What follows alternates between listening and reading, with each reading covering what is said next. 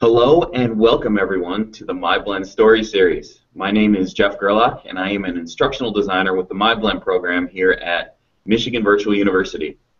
Today we're going to be having a conversation with Kim Watson from Pennfield Schools.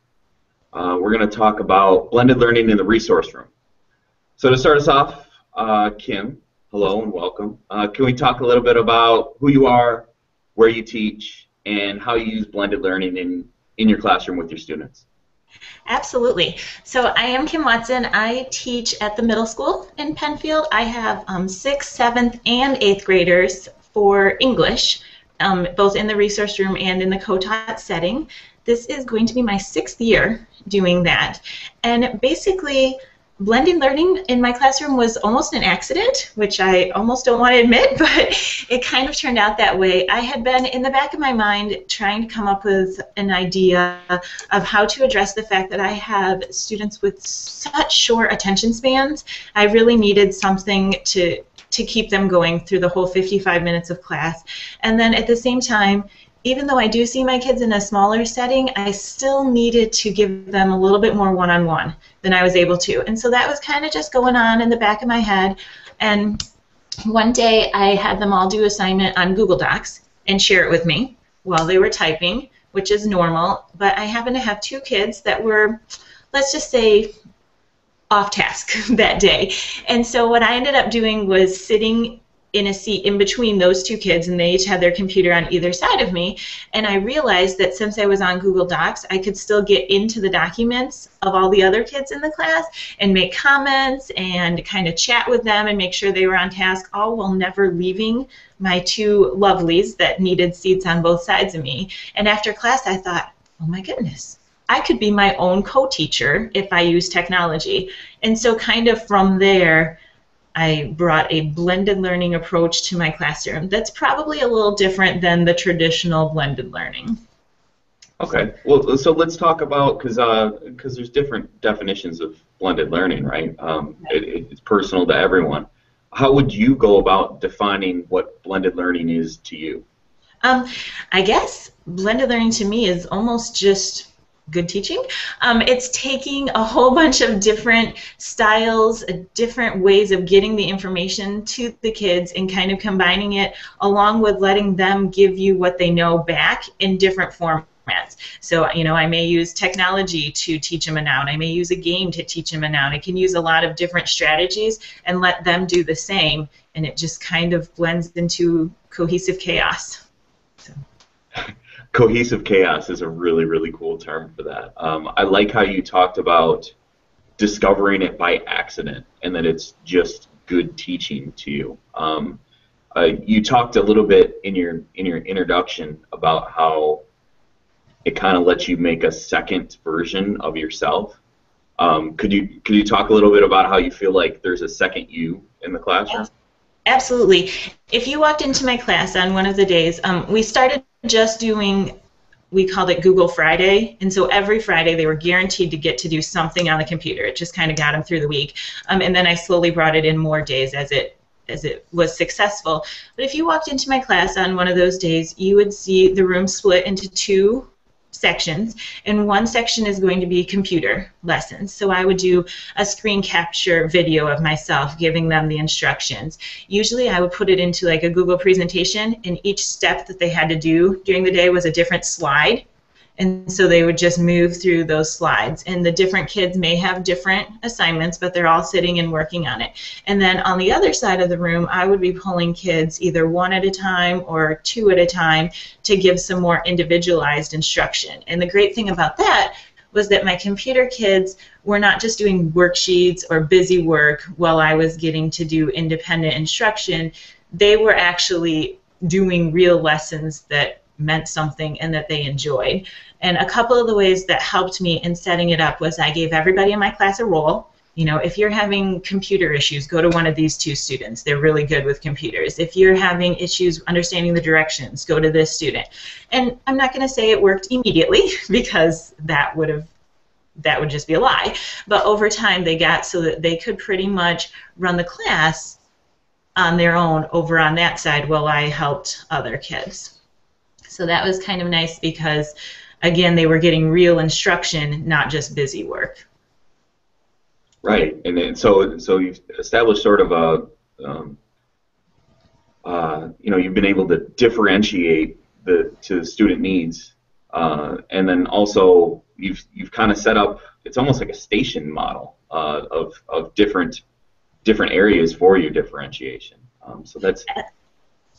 Oh, yeah, absolutely. And that is the really nice thing, because once I make a screen capture video, I can make several of them. And if I know one student needs to, let's say they're all doing writing on their computer lesson, but if one student needs to work on run-ons, then they get the run-on video. If another student needs to work on adding details, they get the adding details video. So they're still really getting some individualized things, even though it's from the computer, not necessarily from me face-to-face.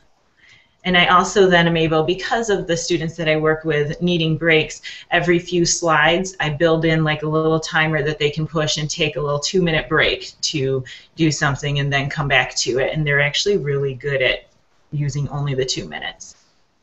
Oh, that's awesome. So, I mean, we've talked about a lot of them already, but let's throw this out there.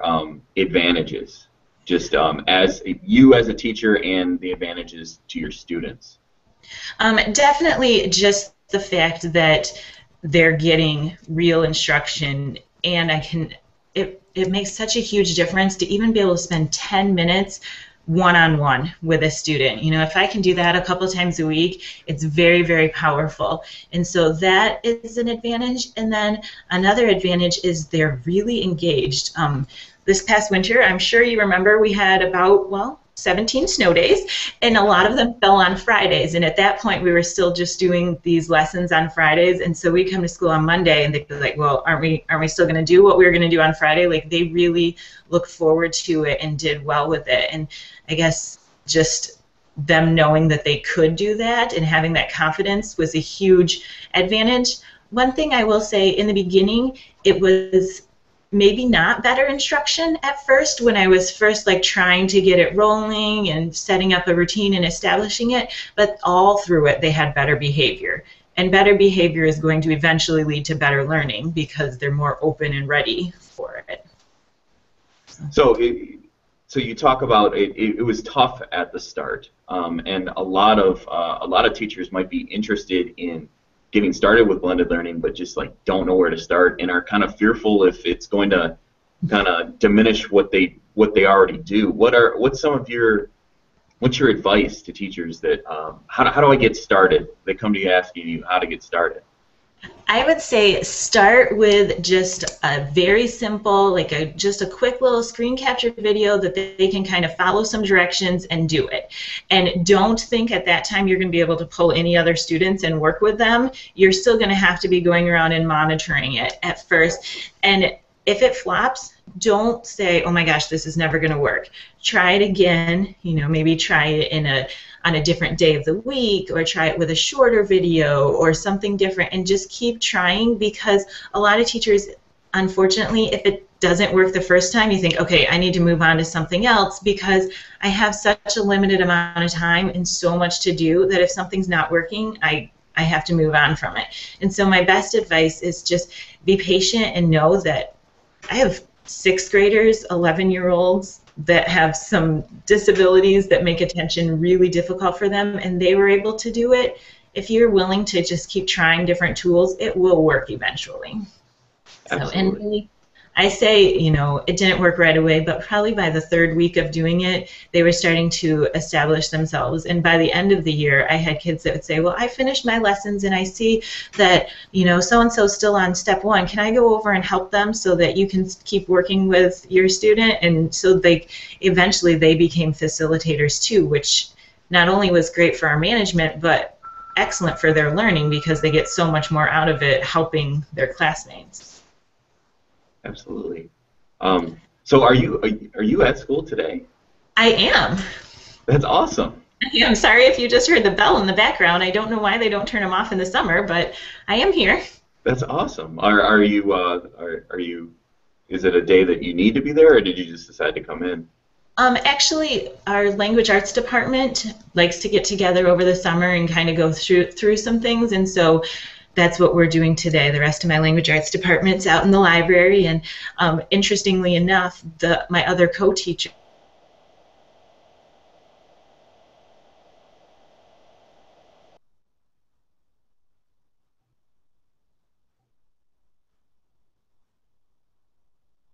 start trying to do that next year in their classrooms. Great. So let me see here. So what do you want to do next with blended learning? What's the next thing you want to do? The new school year is going to start pretty soon. What are the next implementations that you're getting excited to do?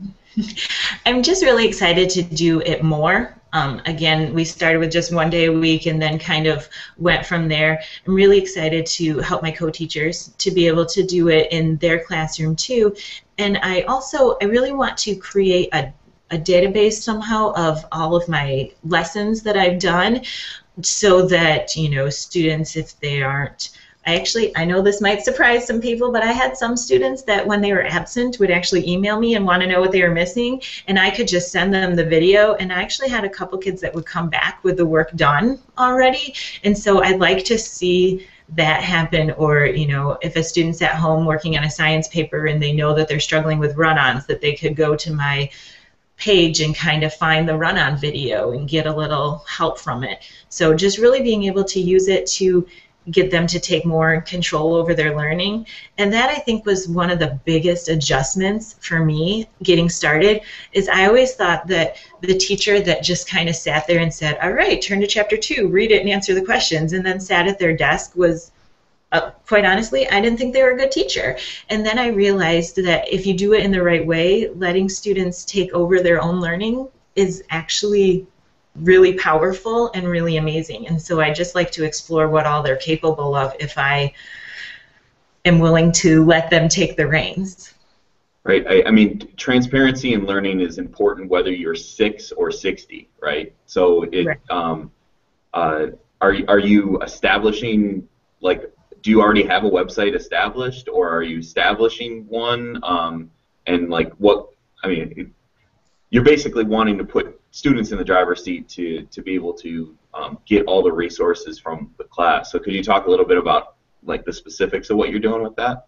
Absolutely. We have Moodle here at school, and so I am pretty much at the end of each school year we back up our Moodle so we can reuse it again the next year. And what I decided to do this year was just rip the Band-Aid, and I did not back up my Moodle, and I'm just going to start fresh and recreate it, because otherwise you get tempted, you know, on those busy weeks and you're like, oh, I can just use this I've done before. And I really want to reinvent my classroom this year, and so I'm forcing myself to do it and do it right. And so I'm really going to just be building those resources into my Moodle page and going from there. And, you know, trial and error. If it doesn't work, I'll fix it, and it'll work eventually. That's awesome. So are you, like, holistically, like, making an entry for every single day? And is this available ahead of time, or are you putting it up, like, after the school day? What's your rollout plan for that? My plan, as of right now, is to do it by week. So on the weekend before, I'll spend some time getting it ready and have it ready to go for the next week, and just kind of have the different lessons, the different links there. I'll probably keep them hidden until until a couple days before, and then, you know, turn the eyeball on so the students can see them, because I might not want them to see them ahead of time because they might get confused, or B, it's very possible that we won't get through things as quickly, or, you know, so there will be some spur of the moment in the morning planning time before school, you know, oh my goodness, we really need this lesson, let me quick do a video on it or something like that. So it's hopefully going to be a lot done ahead of time, but as teachers know, we fly by the seat of our pants a lot, so it probably will have a combination. I really like that idea of having that your Moodle site serve as, like, kind of the backbone of your course, and kind of a really fleshed out syllabus almost that has every single lesson. Yeah, are you intending, when you open it up to students, probably on the weekend or a couple of days ahead of time, are you intending for them to interact with those objects like at their own pace? Are everyone's going to be different? Are you intending for some students to interact with some objects and others not? I know it's still in the planning stages, right? But just talk about your ideas for that. Right, and that is something I had to deal with last year rolling it out, was that some students would get through all 10 slides in 10 minutes because they're like click, click, click happy, and other students would really either procrastinate or just really take their time, and so we ended up at a variety of places. And so that kind of trial run has really helped me to see that what I need to do is put like the specific, oh my goodness, you have to get this, or I have failed you, kind of at the beginning of the lesson, and then towards the end of the lesson, extra practice or extension activities and things like that. And so, it is tailored to the student. I might tell one student, you know what, go ahead and skip that lesson. You already have this down pretty well, and I want you to be able to get to the extension because sometimes that's fun, and they learn so much more when you just turn them loose. And so I just have to be really flexible and kind of base it off my student needs. And I do weekly checks every Friday, like a little quick quiz. I don't always put it in the grade book, but it's more just for me to say, okay, we got this, we can move on, or, ooh, we need to hit that again next week. And so that kind of keeps me in check to know whether they're actually getting what I wanted them to get out of the lessons. And it's something that's really cool that as you're explaining that, I'm thinking about the personal touches for every one of your students, because I mean, all teachers should do this, but especially in a resource room where you have such a varying degree of needs. There's a lot of people that believe that like technology is going to dehumanize the practice of teaching. And I guess a question that I have for you is, how do you see the role of the teacher changing with blended learning coming into play?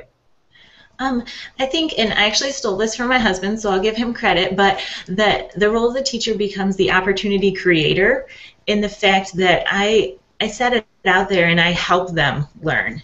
And I give them all of the tools.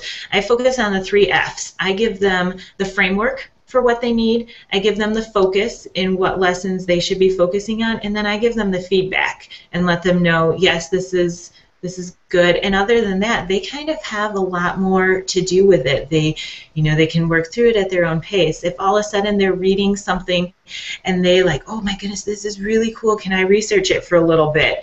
I'll let them and kind of just go with that. And so that's really exciting for them, and it doesn't dehumanize it at all.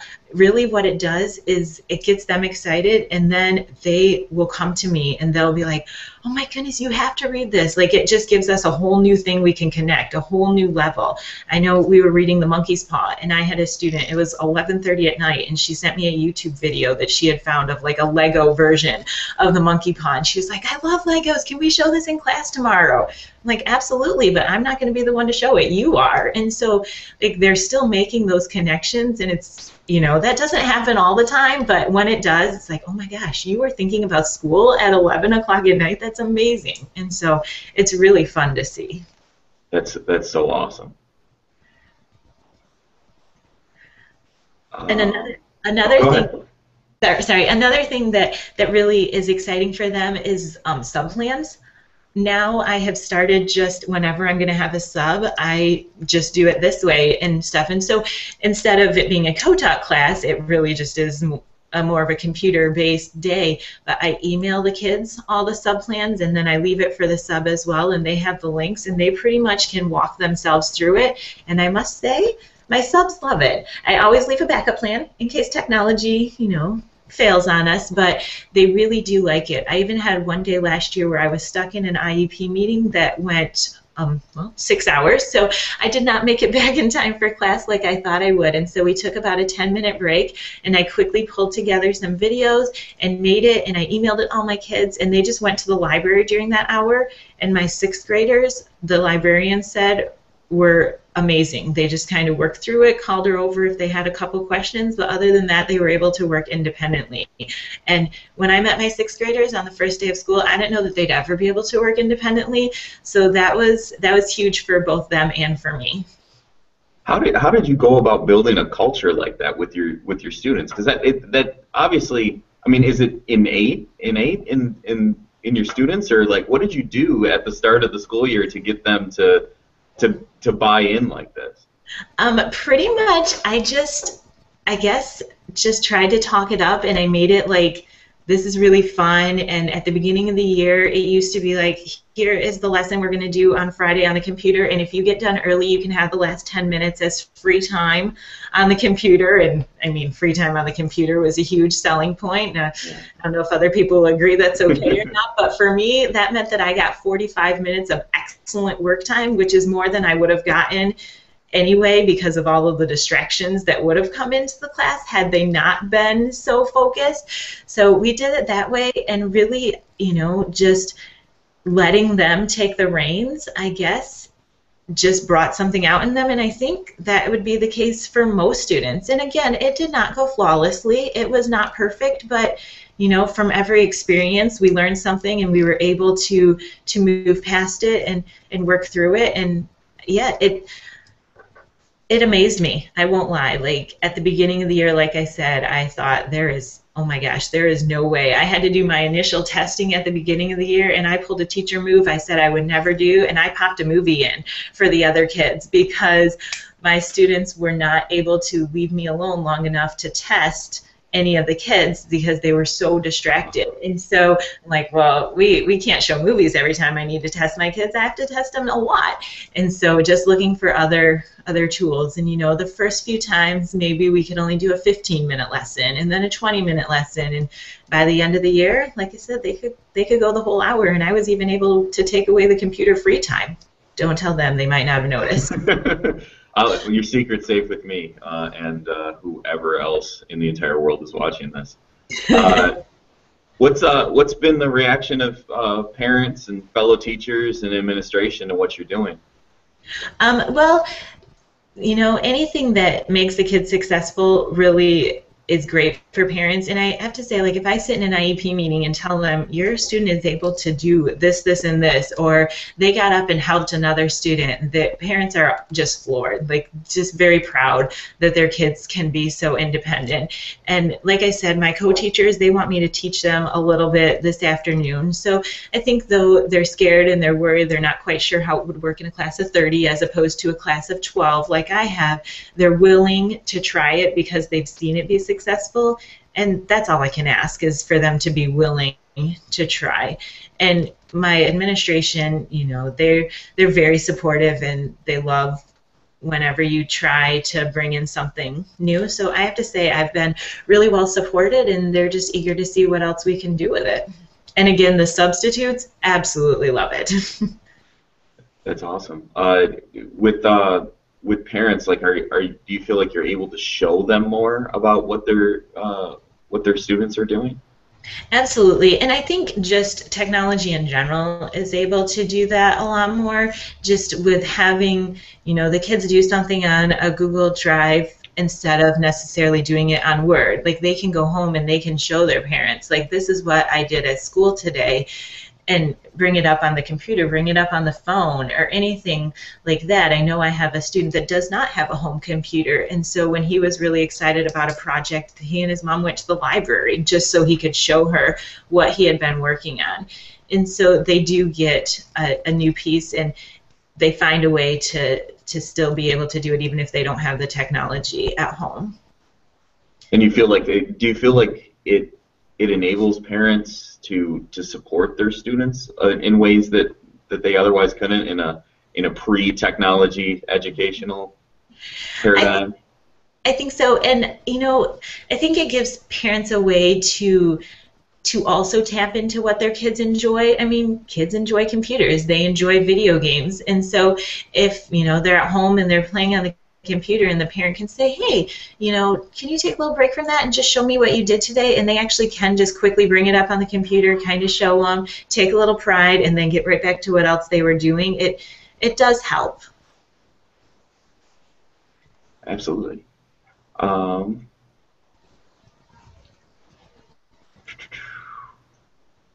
Okay. One thing, or a couple of things. Okay. that you know now as an experienced blended teacher. So we're always improving, right? But Right. one thing that you wish you knew when you started. Basically, I guess, and you can never see where it's going from the beginning, but I just wish I had known how well it was going to work and how well the kids really could do with it, because I would have done it sooner and I would have done it better. Again, it just kind of came to me one day and I thought, let's try this. And I wish I had committed more fully from the beginning.